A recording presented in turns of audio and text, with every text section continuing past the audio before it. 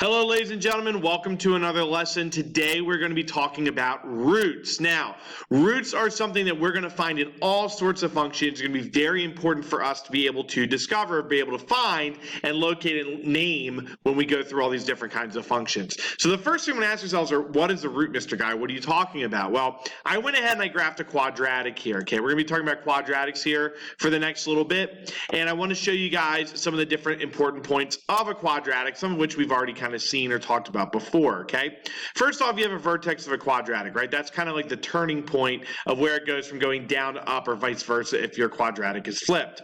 But the really important things I want to show you about a quadratic are these points right here, which are actually the roots. Okay, 2, 0, and 3, 0. These are the roots of your function. Now, you may look at those and go, Mr. Guy, aren't those our x-intercepts of my function? And that is actually true. Yes, it is your x-intercepts, okay, 2, 0, and 3, 0. The other name for them that we use are roots. So roots are really just x-intercepts, okay? So I want to show you guys this on the graph. This is graphically what we're looking for, these x-intercepts, but we're going to have to be able to find them algebraically. And what's cool about that is that we actually already know the method on how to do that. It's actually factoring, okay? So why are we factoring? What's the point of factoring? Why were we talking about the end of last year? Why do we do the beginning of this year? Because we're going to use it to find the roots of different functions, specifically for right now quadratics, but eventually we'll expand that for all different kinds of functions. Okay, well, what are roots? Roots are just your x-intercepts, okay? You'll also see them called zeros sometimes. I don't use the terminology as much. Your book will sometimes use the word zeros. When you see that, they're just talking about your x-intercepts or your roots. Those are all interchangeable names, okay? What we're going to do is basically we're going to take a quadratic that we're given. So in this case, I have y equals x squared plus 5x plus 4. And then we're going to set it equal to 0. Because if we're finding an x-intercept, we know that the y value has to be 0. So we set this equation equal to 0. Then we're going to factor and we're going to solve. Well, okay, but factoring, how does that help me solve the equation? That leads us to the big property that we have here, okay? So the first thing let's do, let's go ahead and let's factor this together and see what it's going to factor into, all right?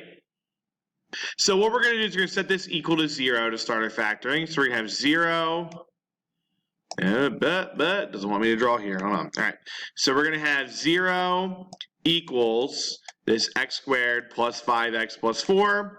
And then to factor this, we're going to still be using our factor by grouping we talked about at the beginning of the year. Just to remind you guys how that works, you're going to be thinking of your first term's coefficient times the last term. In this case, it's going to give us a 4.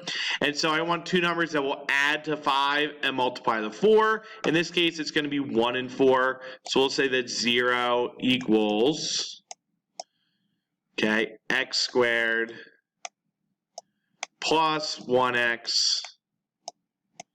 plus 4x plus 4. And then a factor, we're going to head and take out GCFs from the first two terms and from the second two terms. So I know I'm kind of writing a little everywhere here, but just follow my arrow. So we're going to have that 0 equals x times x plus 1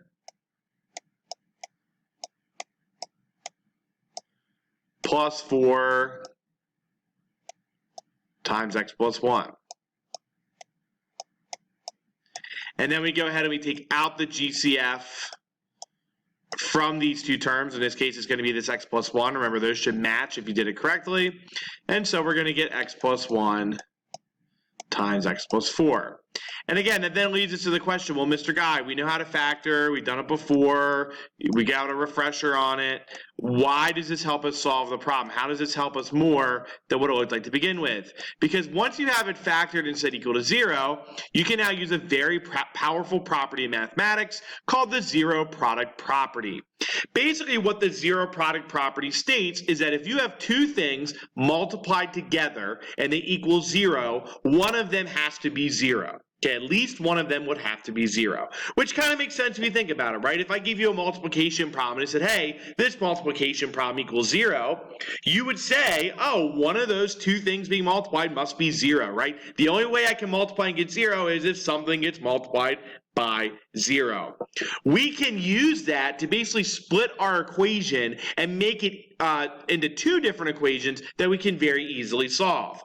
So up here are my two things being multiplied. It's x plus 1, and then it's x plus 4. Those are both being multiplied together to equal 0.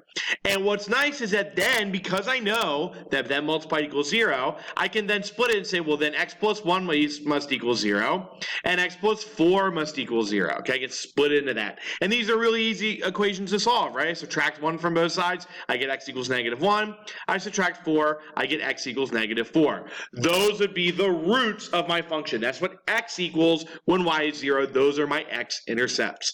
Now, in addition to writing them as x equals, I also want to make sure I write them as coordinates, because we do want to make sure that we're connecting the algebra that we're doing to the graphs of these functions. So -1, 0 would be one of your x-intercepts or one of your roots, and -4, 0 would be another one of your x-intercepts or roots.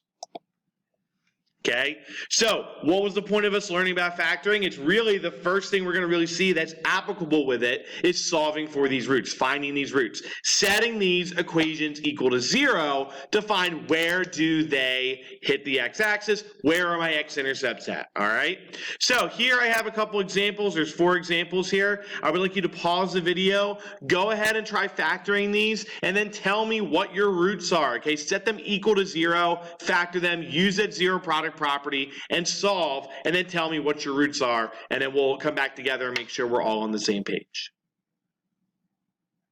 All right, so let's go over the answers for some of these problems. So for the first one, when you go to factor, you should have gotten x minus 2 times x minus 2. Using our zero product property, we'll end up setting each of those equal to 0, and we're basically going to get the same answer for both, right? X equals 2. So we only have one root for this one. The one root would be at 2, 0. And that's going to occur, we'll talk a little bit more about that later as well. But for a quadratic, that's going to occur when your vertex is actually also your root. That's also your x-intercept. So there's only that one spot where it actually touches the graph, or touches the x-axis on your graph, okay? For the next one here, we have x squared plus 7x plus 10. That should have factored into x plus 5 times x plus 2. We go through and we solve, we get x equals -5, x equals -2, -5, 0, -2, 0. Those are my roots. For this one, I factored and I got x minus 13 times x plus 4. So 13, 0, -4, 0, my roots. For this one, you had a leading coefficient, so you had to make sure that you did 5 times 4 and got 20, and then think of things that multiply to 20 and add to 21. I ended up with 4x plus 1 times x plus 5, set them equal to 0. X is -1/4 and x is -5, so -1/4, 0, -5, 0 are my roots or x-intercepts or zeros, depending on what you want to call them, all right? Thank you all very much for watching, and I hope you have an understanding on roots and can go ahead and use them and solve for them using your factoring.